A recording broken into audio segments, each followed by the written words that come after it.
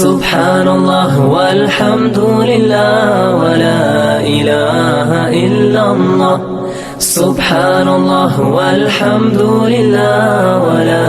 ilaha illallah. حضور سے قریب رہنے کی شرط محبت ہے۔ ایک بڑی جماعت سے منقول ہے کہ حضور صلی اللہ علیہ وسلم سے پوچھا گیا اس شخص کا کیا درجہ ہوگا جو کسی جماعت سے محبت تعلق رکھتا ہے مگر عمل میں ان کے درجے کو نہیں پہنچا، تو آپ نے فرمایا المرء مع من احبا، یعنی محشر میں ہر شخص اس کے ساتھ ہوگا جس سے اس کو محبت ہوگی۔ حضرت انس رضی اللہ عنہ فرماتے ہیں مجھے اتنی خوشی کسی چیز سے نہیں ہوئی جو اس سے ہوئی کہ آپ صلی اللہ علیہ وسلم نے بشارت دے دی کہ رسول کریم صلی اللہ علیہ وسلم کے ساتھ محبت کرنے والے محشر اور جنت میں بھی حضور کے ساتھ ہوں گے۔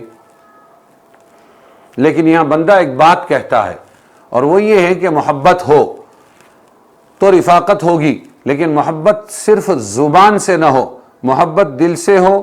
زبان سے بھی ہو اور عمل سے بھی ہو تو محبت سچی ہوگی۔ ورنہ ایک شخص ہے وہ اپنے بچوں بیوی میں رہتا ہے اور وہ محبت کے دعوے بہت کرتا ہے اور کہتا ہے مجھے میری بیوی سے، میرے بچوں سے، میری فیملی سے بہت محبت ہے، صبح دوپہر شام رات دن 24 گھنٹہ بس یہی کہتا ہے،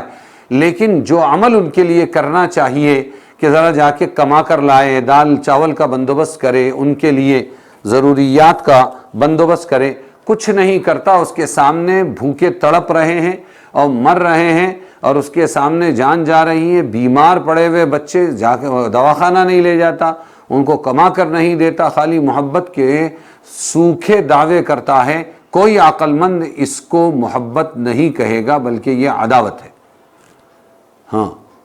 اور ایک شخص ہے کہ وہ کبھی بھی اس کو موقع ہی نہیں کبھی ایسا اظہار کرے کہ مجھے اپنی فیملی سے بہت محبت ہے، ہر وقت وہ مگن ہے، دھن میں ہے، جہاں فارغ ہوا کہ فوراً کمانے کے لیے چلا، یہ کما لوں وہ کما لوں، پیسے لاؤں تاکہ دواخانے کا خرچ اٹھاؤں، گھر میں راشن کا خرچ اٹھاؤں، اسکول کی فیس بھروں اور بیوی کو خوش رکھنے کی کوشش کروں، تن پر کپڑا اچھا رہے، ہر وقت اس کی ایک دھن ایک لگن ایسی ہی ہے، لیکن اس کو اظہار محبت کا کبھی موقع نہیں ملتا، تو کوئی بھی نادان آدمی کیوں نہ ہو وہ اس کو محبت ہی کہے گا، وہ اس کو عداوت نہیں کہے گا۔ اب دیکھ لو آپ کے ہاتھ میں ہے کہ آپ طے کرو، آپ دیکھ لو اپنی محبت کو ناپ لو اور جانچ لو کہ آپ کی محبت صرف زبانی ہے یا حضور صلی اللہ علیہ وسلم والے اعمال آپ کی زندگی میں ہے، تو پھر کہوں گا محبت دل سے بھی ہو، زبان سے اظہار بھی ہو، اور اسی طریقے پر پھر یہ محبت حضور صلی اللہ علیہ وسلم کے عملوں سے بھی محبت ہو، آپ کے اسلام کو اپنے جسم پر آراستہ کریں۔ رسول اللہ صلی اللہ علیہ وسلم کی رفاقت کسی رنگ و نسل پر موقوف نہیں۔ ایک شخص حبشی تھا کالا، حضور صلی اللہ علیہ وسلم کی خدمت میں حاضر ہوا، عرض کیا یا رسول اللہ آپ ہم سے حسن صورت اور حسین رنگ میں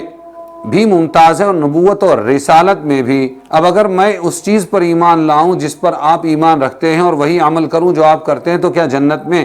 آپ کے ساتھ ہو سکتا ہوں؟ حضور صلی اللہ علیہ وسلم نے فرمایا ہاں ضرور، تم اپنی حبشیانہ بدصورتی سے نہ گھبراؤ، قسم ہے اس ذات کی جس کے قبضے میں میری جان ہے، جنت میں کالے رنگ کے حبشی سفید اور حسین ہو جائیں گے اور 1000 سال کی مسافت سے چمکیں گے، اور جو شخص لا الہ 1000 سال کی مسافت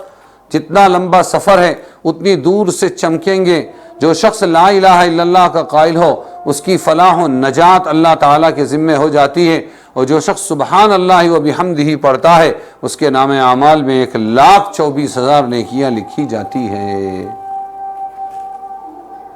یہ سن کر مجلس میں سے ایک شخص نے عرض کیا یا رسول اللہ صلی اللہ علیہ وسلم، جب اللہ تعالیٰ کے دربار میں حسنات کی اتنی سخاوت ہے تو ہم پھر کیسے ہلاک ہو سکتے ہیں یا عذاب میں کیسے گرفتار ہو سکتے ہیں؟ آپ نے فرمایا یہ بات نہیں، حقیقت یہ ہے کہ قیامت میں بعض آدمی اتنا عمل اور حسنات لے کر آئیں گے کہ اگر ان کو پہاڑ پر رکھ دیا جائے تو پہاڑ بھی بوجھ کا تحمل نہ کر سکے، لیکن اس کے مقابلے میں اللہ تعالیٰ کی نعمتیں آتی ہے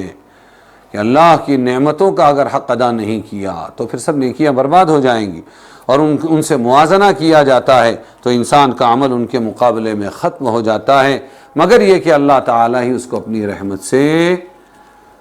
معاف کر دے اور جنت دے دے۔ اس حبشی کے سوال و جواب پر ہی سورہ دہر کی آیت نازل ہوئی، هل اتی علی الانسان حین من الدہر لم یکن شیئا مذکورا۔ حبشی نے حیرت سے سوال کیا، یا رسول اللہ میری آنکھیں بھی ان نعمتوں کو دیکھیں گی جن کو آپ کی مبارک آنکھیں دیکھیں گی؟ آپ صلی اللہ علیہ وسلم نے فرمایا ہاں ضرور۔ یہ سن کر حبشی نو مسلم نے رونا شروع کیا،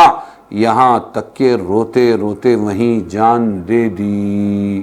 اور حضرت صلی اللہ علیہ وسلم نے اپنے دست مبارک سے اس کی تجہیز و تکفین فرمائی۔ یہ ہے محبت۔